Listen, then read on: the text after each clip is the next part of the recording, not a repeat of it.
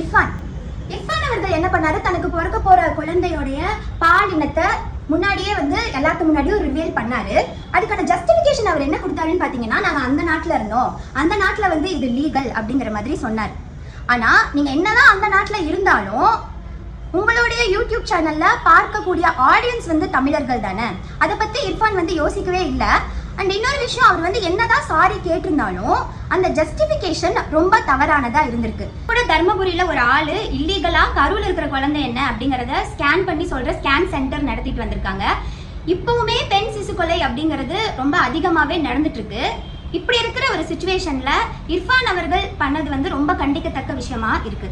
அடுத்ததா பிரியாணி மேன், ஒரு யூடியூபர் ஒருத்தங்களை பத்தி நெகட்டிவா ஒரு வீடியோல சொல்லும் போது அதுக்கான இம்பாக்ட் எப்படி இருக்கும் அப்படிங்கறத அவங்க முன்னாடியே அனலைஸ் பண்ணி வச்சிருக்கணும். அது பாசிட்டிவா இருந்தாலும் சரி, அது நெகட்டிவா இருந்தாலும் சரி, அதை நம்ம ஃபேஸ் பண்ணிக்கலாம் அப்படிங்கிற ஒரு தைரியத்தோட தான் வீடியோ போடணும் அப்படின்னு நான் நினைக்கிறேன். ஆனா பிரியாணி மேன் என்ன பண்ணிருக்காருன்னா, அந்த மாதிரி வீடியோஸ் எல்லாம் போட்டுட்டு அது ஒரு நெகட்டிவ் இம்பாக்ட் அப்படின்னு தெரிஞ்ச உடனே சூசைட் ட்ரை பண்றது வந்து ரொம்பவே தப்பான ஒரு விஷயம். ஸ்டார்டிங்ல பாத்தீங்கன்னா இப்போ dub smash, TikTok, Instagram reels அப்படின்ட்டு நிறைய சோஷியல் மீடியா பிளாட்ஃபார்ம்ஸ்ல நிறைய பொண்ணுங்க அவங்களுடைய உடம்பையே அப்ஜெக்டிஃபை பண்ணி நிறைய வீடியோஸ் ரிலீஸ் பண்ணி அது மூலமா நிறைய பேர் வந்து சம்பாரிச்சாங்க.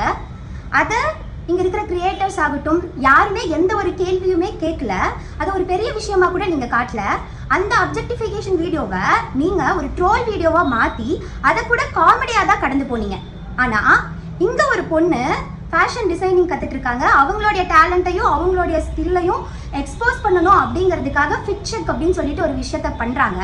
அது உங்களுக்கு வந்து அப்ஜெக்டிஃபிகேஷனாக தெரியுது. இந்த மாதிரியான ஒரு கண்ணோட்டம் பார்க்குற பார்வையில தான் தப்பே தவிர அந்த பொண்ணு மேலே எந்த ஒரு தவறுமே கிடையாது. உடனே அவள் பிஸ்னஸ் பண்ணுறா அப்படின்னு சொல்கிறீங்க. அப்போ இவ்வளோ வீடியோஸ் போட்ட கிரியேட்டர்ஸ் ஆகிய நீங்க என்ன பண்ணீங்க? பிஸ்னஸ் தானே பண்ணீங்க.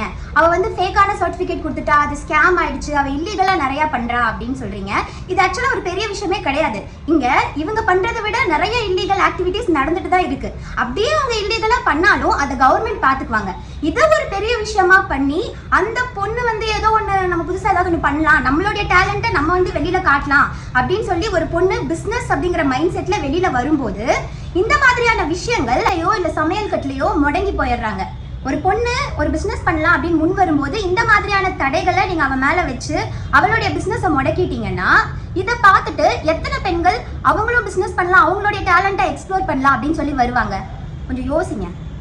இப்போ இருக்கிற யூடியூபர்ஸ்க்கு நான் சொல்ற விஷயம் என்னன்னா, இப்போ நீங்க ஒரு வீடியோ பண்றீங்க அப்படின்னா அதோடைய இம்பாக்ட் எப்படி இருக்கும் அப்படிங்கிறத கொஞ்சம் அனலைஸ் பண்ணுங்க. ஏன்னா உங்க வீடியோவை பார்க்கக்கூடிய ஒரு பெண்ணோ இல்லை ஒரு குழந்தைகளோ அதனால பாதிக்கப்படுறாங்களா, இல்லை வயசானவங்க அதனால பாதிக்கப்படுறாங்களா, இல்லை விளிம்பு நிலை மக்கள் அதனால பாதிக்கப்படுறாங்களா அப்படின்னு பல கண்ணோட்டத்துல பார்த்துட்டு வீடியோ போடுங்க. ஏன் நான் சொல்றேன், போடுற வீடியோஸ் யாரையும் பாதிக்காத வகையில போடுங்க அப்படின்னு கேட்டுக்கிறேன். நான் ஒரு பார்வை உரையாடலாகுது, உரையாடல் நடைமுறையா மாறுது, நடைமுறை பழக்கமாகுது, அந்த பழக்கம் வழக்கமாகுது, அந்த வழக்கம் தாங்க கலாச்சாரமா உருவெடுக்குது. இப்போ இந்த விஷயங்கள் எல்லாமே சர்ச்சையா போயிட்டு இருக்கிறதுனால உங்ககிட்ட ஷேர் பண்ணணும் அப்படிங்கிறதுக்காக தான் இந்த வீடியோவை பண்ணேன். ஸோ இன்னும் நெக்ஸ்ட் வீடியோல உங்களை நான் மீட் பண்றேன். Until then, it's bye from Bharathi.